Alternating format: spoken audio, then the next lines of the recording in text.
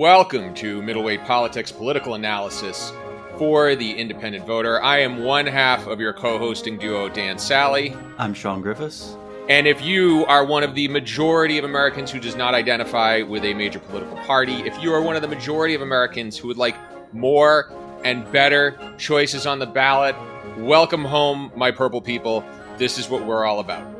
Now, we are one day from Election Day, and Americans will go to the polls at a time when the overwhelming majority feel the country is headed in the wrong direction.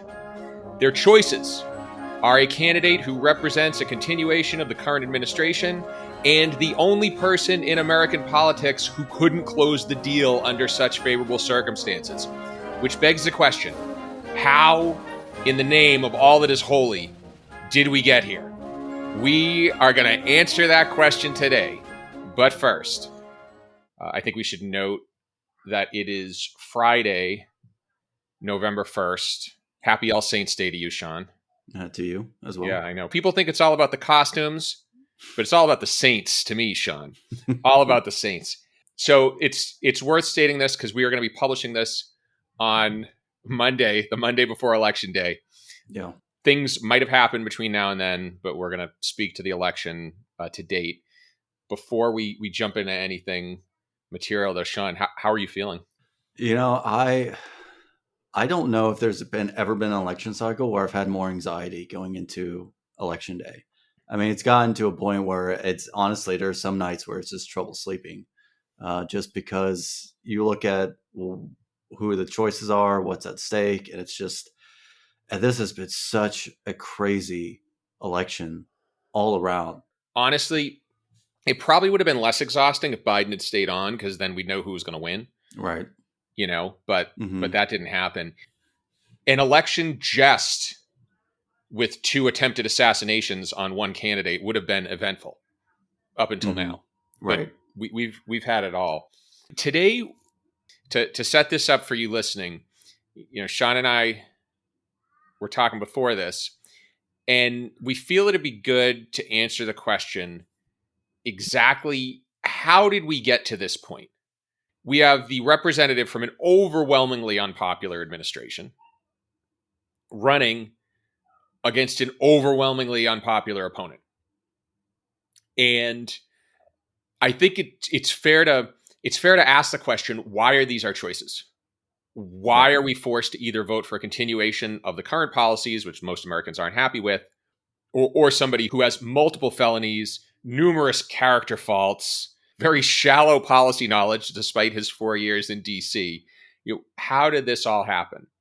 You know, and I think as exhausting as this election cycle has been, which it has undoubtedly been that way, it has been one of the most defining elections in terms of exactly what is in place in the system that makes it so unrepresentative. Yes. Why we go election cycle after election cycle with candidates who polls show are highly just unpopular. You know, this goes back to 2016 with Clinton versus Trump, and both their unpopularity levels were in the 60 percentile in polls. So when you see just everything that transpired in this entire election, it is the biggest example, and it highlights the biggest reasons why we continue to have this election cycle after election cycle.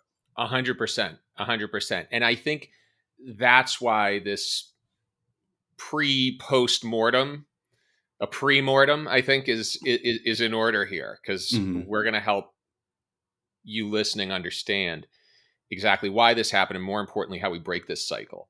And I think we should start off maybe even before the primaries, when polling indicated 70% of Americans did not want to see a rematch between Trump and Biden. Right. So we start off the election cycle with 70% of Americans not wanting either Trump or Biden on the ticket. Biden, of course, throws his hat in the ring. He's the president. Makes sense. Trump throws his hat in the ring because he's Trump. And in the run-up to the primaries, both candidates begin working behind the scenes to put their thumbs on the scales and rig the contests in favor of themselves. most publicized was Biden's move, where his campaign successfully lobbied the DNC to move South Carolina to the first in the nation primary ahead of Iowa and New Hampshire. He has a lot of support there. The point there was to kneecap any primary challenger before they had a chance to gain traction. Trump, for his part, less publicized, did a lot more to give himself an advantage in Republican primaries. So his supporters were behind California, switching from a contest where delegates were awarded in proportion to a candidate's share of the popular vote to a winner take all state, meaning the first place finisher takes all the delegates, right? This actually happened after 50 Trump supporters stormed the GOP committee's vote and the cops had to be called. So right there, he had secured himself 13% of the delegates needed to secure the nomination. Idaho and Nevada persuaded them to change from primaries to caucuses. Those are systems that really work better for candidates with a hardcore activist base. In Michigan, about 30% of the delegates were withheld and given to the plurality winner, who was most likely going to be Trump. So with those changes, both candidates have effectively solidified their positions as the nominee before a ballot was cast. Right. Before a ballot's cast, you start to see the cracks in the system, Mm-hmm. exactly where the issues are. Because the DNC refused to hold any debates or really any sort of contest between would-be challengers to Biden, which there were. There were a number of them, including a sitting member of Congress, Dean Phillips, and Robert F. Kennedy Jr., who would then become an independent candidate, but he started off wanting to challenge Biden for the Democratic nomination. And then again, on the Republican side, with their rule changes to behind the scenes ensure that Trump is the nominee. And even before a single vote was cast, because of the machinations of both parties and the candidates and the campaigns, we knew what the outcome was going to be before a single vote was cast. We knew that we were going to get a rematch that most Americans didn't want. Yeah. And we're going to talk about this a little later. But one thing I want to get to specifically on the Democratic side Mm-hmm. is how much more active they were in suppressing potential challengers to Biden. Right. Right. The Republicans were, I mean, and granted, Trump is an extremely popular figure amongst Republicans, but the Republicans weren't trying to dissuade DeSantis or Ramaswamy or any of the other candidates from running. Right. They had a wide open field.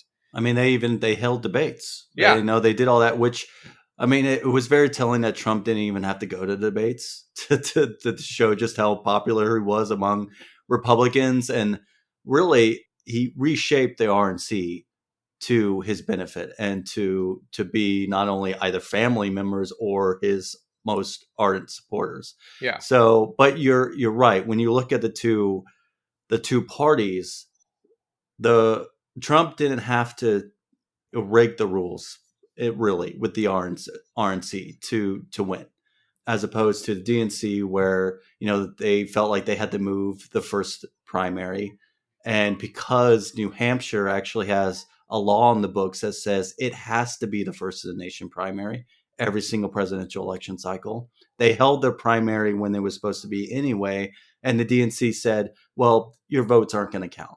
Yeah. Which is, for a party that says it wants to defend democracy, one of the most insulting things you could tell voters is that too bad your vote doesn't count. My favorite fun fact about the New Hampshire primary was that Biden got more votes than Trump did, and he wasn't even on the ballot. Right. He was a write-in candidate. Well, that was a very last minute effort and very coordinated effort by Democratic leaders, because they understood that even if Biden wasn't on the ballot and they didn't count the votes, if any other candidate, whether it be Dean Phillips or somebody else, got a substantial vote there, it would send a bad message to the rest of the country. And so they understood the optics. And so in very last minute, they held this very coordinated effort, write-in campaign for Biden, which worked. And we're going to talk about Biden's age a little later, but I do want to just bring up something now. which is in the run up to the primaries, there was already talk about whether Biden was too old to run. And Democrats who even asked the question were shouted down. And he shows up to those debates. He knew he was going to be there. That was a prepared television appearance. He knew the time, he knew the date, he had time to take a nap, get doped up, whatever it is he needed to do to appear peppy. Mm-hmm. And he still looked like he did on camera. And so you can't tell me that's the first time that's ever happened, right? You can't tell me there haven't been episodes like that behind closed doors Right. among Democratic insiders, and they still pushed him through. It does lend this sort of, what MAGA was saying all the time about how there's things going on behind the scene that shows cognitive decline with Biden. What I think we saw was not to the extreme of what you heard from people like Trump and other MAGA supporters. However, we did see an 80-year-old man who was exhausted, and we found out, at least from what the White House said, that he had COVID, so he was sick, and being, put up on the stage where clearly he wasn't prepared, as you said, to really go up against the ramblings of Trump. Although, I think it is interesting to note, and we up to that point, even the New York Times were running stories about Biden's age and potential cognitive decline there. It was never a question we had about Trump, even though he's a couple ages younger, a couple years younger than Biden, and now we're getting a little bit more focus on it because his ramblings are just nonsensical, and you almost have to ask, well, is it because he's so comfortable at lying and so comfortable with his ramblings that it just isn't as apparent and never was as apparent with him? He's never been applauded as somebody who speaks coherently or Mm, even answers the question at hand. right, Getting back to the Republican primary debates, everybody dings him for not showing up. But really, would the Republican debates have been a richer experience with him there? I mean, we all know what he's going to say. right. And yeah, to that point, in this specific case, I think that's where Trump's strategy of flooding the zone with so many ridiculous statements that people don't know what the truth is Mm-hmm. sort of backfired. The reason nobody believed that Biden was diminished in his capacities is because it was the MAGA camp saying it. This is the same Right, group of people that said the election was stolen. right. The same group of people who say Haitians are eating cats and dogs, right? So don't be surprised when you say something true and nobody buys it. Well, because it almost seemed like they were throwing just whatever darts they could at the board and were hoping that something would stick. And because they do that, to your point, when they do actually say something that's true, which, contrary to what Democrats say, from time to time, Donald Trump does speak to real issues and actual things that are going on. Mm-hmm. But when he does actually do that, it is easily dismissed because Trump is going to be Trump. Mm-hmm. Mm-hmm. 100%. 100%. And so we kind of skipped ahead to the debates. I want to go back for just a second. Primaries are over. Biden and Trump win. Surprise. But as we've cited before, they do so with a significant minority of voters. So both get about 10% of all registered voters supporting them in the primaries. Mm-hmm. So 70% of Americans don't want to see them on the ballot. 20% of Americans vote for them. It's not hard to see the math there. Right. It's not hard to see where the problem is here. And that is that the vast majority of Americans who did not want to see them didn't get their voices heard because of the primary system. So when we knew who the nominees were going to be, which Yeah. we knew from the start, but by Super Tuesday, at some point afterwards, there was a poll that came out that most Americans said that if they could replace the two major party candidates at the top of the ticket, they would, if they had that ability. But because of the way the nomination process works, that wasn't possible because it doesn't give them that choice and only reserves that choice for the small partisan minority that actually participates within these primaries and these caucuses, who are, and in many cases, are told that's all who can participate in these elections. It's funny you say that because those Americans did get a replacement. So it's interesting that Americans got what they wished for and they're still having trouble making up their mind, which is an entirely different thing altogether. I mean, I think that's a sign of health in the Democratic Party. The fact they can very quickly come to an agreement on who their candidate should be. A lot of people say it was undemocratic. Who cares? Honestly, who cares? Like, with all we've talked about in this episode, with the fact the primary rules were pretty much written by the nominees, with the fact the nominees won with 10% of all registered voters, who cares? Like, who cares if nobody votes? It doesn't matter. They're going to push for their candidate anyway. Yeah. So one thing that people need to understand about the history of primaries, were presidential primaries in particular, and why the parties expanded to them. It actually was the Democratic Party that first made this expansion to using presidential primaries in order to assign delegates. And the reason they did that is because they felt like their voters would keep a fringe group of delegates from hijacking party conventions and a national convention. And so, fast forward to today, the parties have always written the rules for this. They've always decided whether people's votes are going to count at all, which is speaks to what I was saying earlier about what I wrote about how the nomination process was never about elevating democracy. It was always about serving the interest of the two major parties. Yeah. And so, yeah, when you look at this and you make that argument, absolutely, we can have this conversation about if the system itself needs to change. But for now, the Democrats didn't do anything that is totally different from how the nomination process has worked since forever. Well, exactly. And there's this brief period where we kind of don't know what her candidacy is going to be about, right? There's this period of excitement. Americans have finally gotten their wish. There is a non-Trump Biden alternative on the ballot, right? So, I mean, I think we can break up this election cycle into 4 pivotal moments. And the first are the primaries, when Trump and Biden are the nominee. The second is their first debate.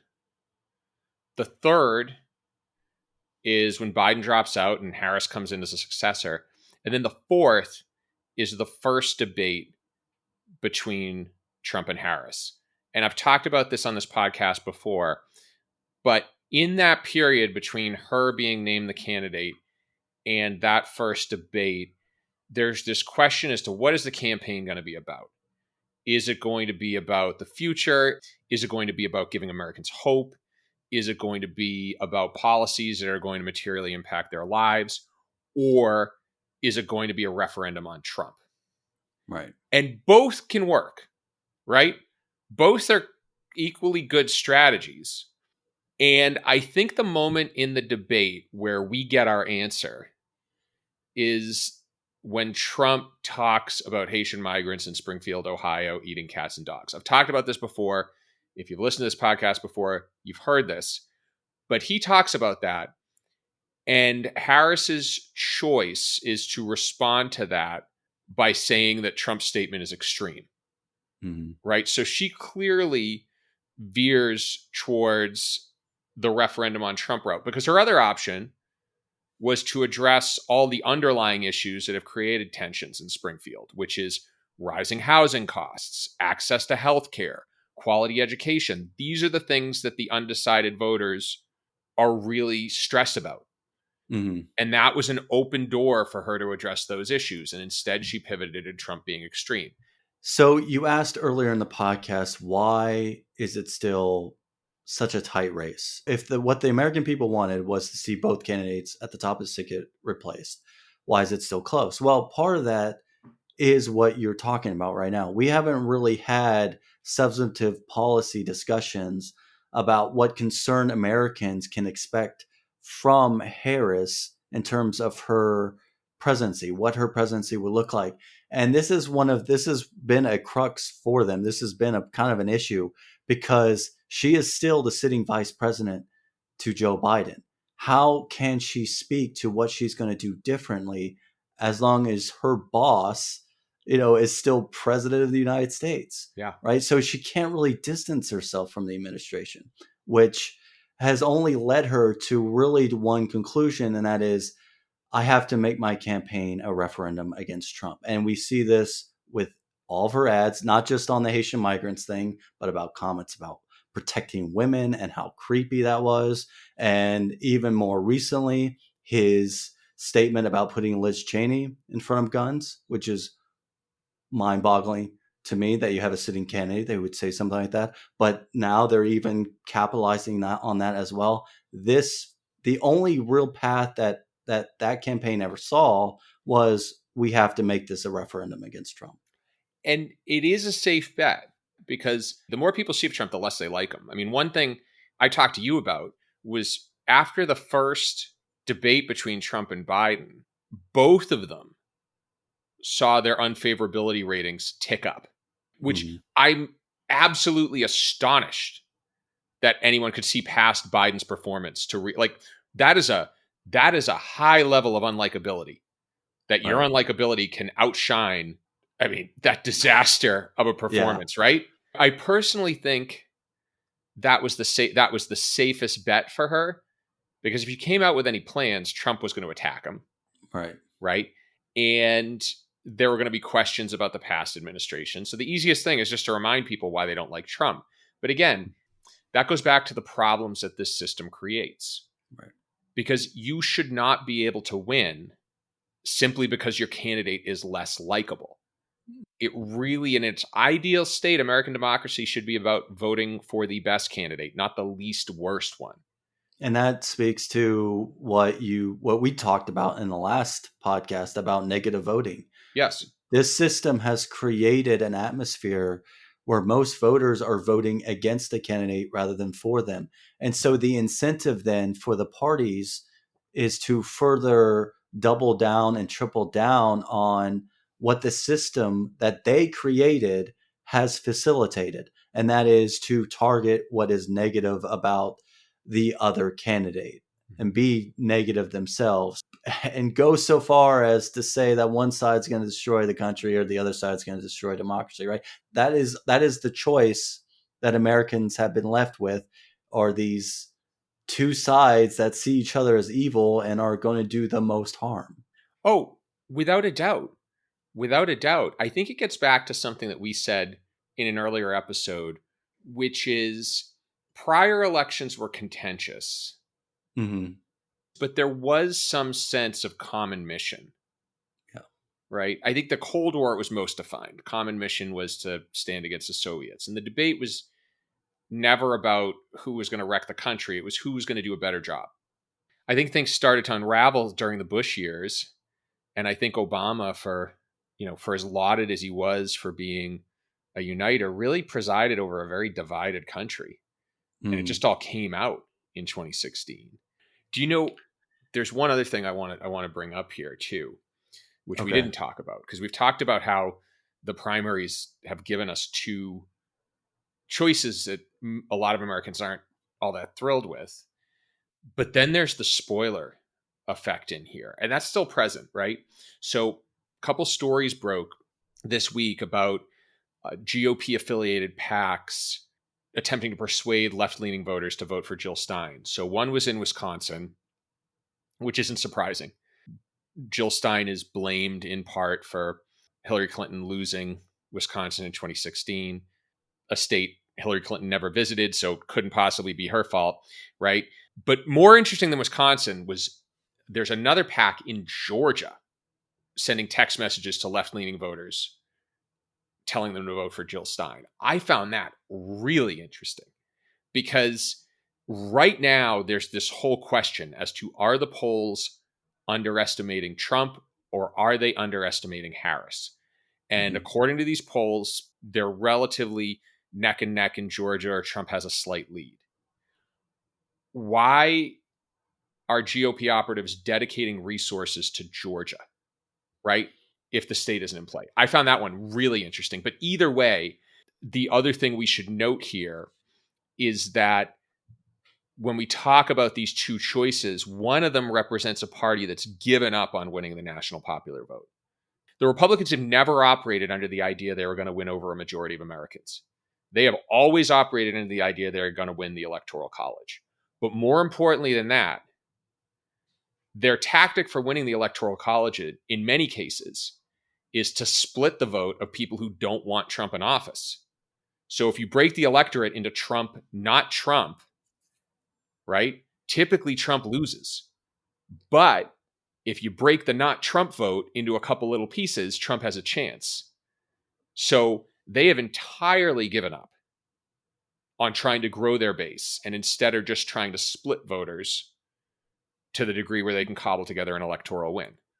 Well, you also see this in the fact that the Trump campaign hasn't put any money towards get out the vote, right? For the most part, Elon Musk has been kind of the spearheading Trump's get out the vote efforts, but the RNC and Trump aren't really focused on that. They're focused on the repeating the same narrative of fraudulent activity, cheating, misdeeds happening within the election process itself.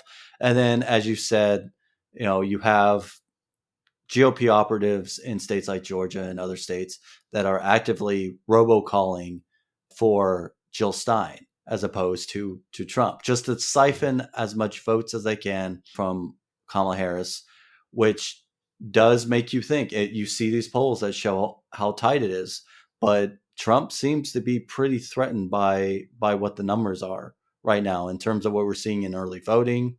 You look at the things like the gender gap. It does seem like Republicans are concerned, but to your point, have always known that they weren't going to take the popular vote, the national popular vote.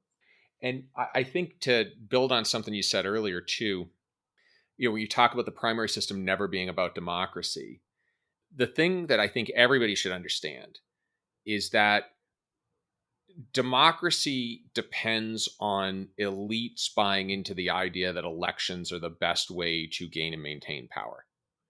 The instant political and economic elites stop buying into that concept is the instant democracy starts to decline. And I think I probably made my vote pretty clear this year, right? I'm not a fan of Trump. I think Trumpism and the MAGA movement have to be stopped. And I think part of that reason is that they now understand that free, fair elections that are an accurate representation of where the majority of the voters lie do not favor them. They understand that the only way they can win is through electoral gamesmanship and misinformation and election denialism, right? And that door swings both ways, because the instant the opposing party starts saying that, then it's a might versus right scenario. This is going to be the last episode we put out before the election season is over. I really think, what people should keep in mind is that we've just gone through a pretty rough period. And regardless of who wins, we need to focus on making sure 2028 isn't a repeat. And there are lots of things we can do in the next 4 years to make sure that doesn't happen. And to your point about the dangers if the other side starts repeating the same thing as MAGA, if you start hearing Democratic leaders start talking about the election process in the same vein as Republicans, that's a huge warning sign. I think what threatens that most is a Trump win, because then you start having this conversation about how serious are voters taking U.S. politics right now and the elections process, and how seriously do they take their vote. And understandably, there's a lot of voters who think their vote doesn't matter, Yeah. who think that their vote won't actually lead to any change, because no matter what change candidate they've supported in recent history, whether that's Obama, whether that's Trump, whether that's Biden, whatever change candidate they voted for, they haven't really seen any substantive difference in outcome and long lasting solutions that actually benefit them. And I think, particularly as someone who covers the election reform space, when I see that there are 7 states with, reform on the ballot, right? I think if voters want to send that message that they still care about elections, that they still take the democratic process seriously, they just want a system where the parties will take it seriously, then they need to support these type of efforts, these type of reforms that are going to change the way we elect our elected officials to begin with, because that's where it starts. All of this, the zero accountability, zero representation, these two options that people are dissatisfied with, right? It all begins with how we elect these politicians to begin with. Agreed there. Let me ask you a question. Are you a superstitious person? You know what? I don't normally think I am, but sometimes, I don't know. All right. So, at the risk of jinxing things, I'm going to ask the most annoying question. You want to call this? What's your take? I I think the Harris vote might be what's undercounted in this election. Mm-hmm. And I think when you look at the presidential election specifically, and if I'm going to call it, my gut says that Harris is going to pull it out in the blue wall states, and she might take a state like Georgia, Yeah, or Pennsylvania. And I think Pennsylvania may be her strongest right now, particularly after those Puerto Rico comments at the Madison Square Garden. That has really, really had an effect in Pennsylvania, specifically, according to reports. But if I were to make a prediction, and it's not a very strong or confident prediction, I'm leaning towards Harris winning this. yeah. First off, leave it to Trump to orchestrate his own October surprise. Um, you know, number two. So I will tell you what to build on something you said there. There are two schools of thought. One is that the polls are underestimating Trump, like they did last time. Mm, The other is that the polls are underestimating Harris. Right. When I look at the polls now compared to Trump's results in 2020 and 2016, they look eerily similar. So if you go into the states he needs to win, whether it's Michigan, Wisconsin, Pennsylvania, his level of support in the polls right now is about equal to the percentage of the popular vote he won in those states back in 2020 and 2016. So you can look at that one of two ways, which is either, well, the polls are underestimating him and he's actually managed to crack the 50% mark in those states, which I find unlikely, or the models have finally figured out how to get an accurate read on the Trump vote. And they're maybe potentially underestimating Harris, or maybe there are, this group of undecideds who are going to tilt it. I think the one wild card I'm going to throw in there is that while Pennsylvania is not a state that's going to have a significant minor party vote, Wisconsin and Michigan are still up in the air. Wisconsin, because you have RFK Jr. on the ballot, you also have the Jill Stein factor, and it's really narrow. In Michigan, because you have that large Arab American population and RFK Jr. on the ballot. mm-hmm. And the Arab American population there is pissed over Gaza. And so I don't know. I'm like I'm superstitious, right? I don't want to say anything. All I can say is that I tend to ascribe to the idea that the polls are getting Trump's numbers right. I agree. I think if anything, maybe the pollsters have been a little bit overly cautious to make sure they get the Trump vote right this election cycle. Because when I see national polls with Trump at 50%, that's weird to me, because I think even Republicans know that that's not likely to happen. I've seen news stories about, hey, what happens if Trump takes the popular vote? I don't think there is a scenario where that ever happens.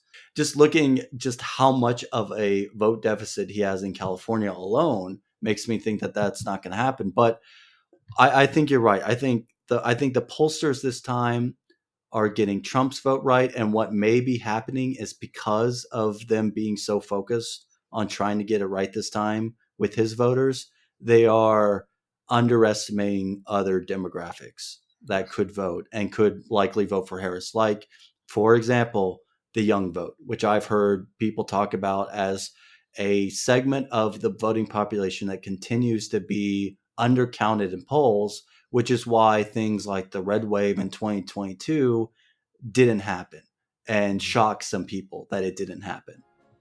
Look at us talking about polls. All right, we're going to leave it there. Thank you for joining us. If you like what you heard today, you can leave us a review, rate it, or just subscribe. That would be greatly appreciated. And as always, if you did not like what you heard and could keep it between us, that would be great. Thank you for listening to Middleweight Politics, and stay purple.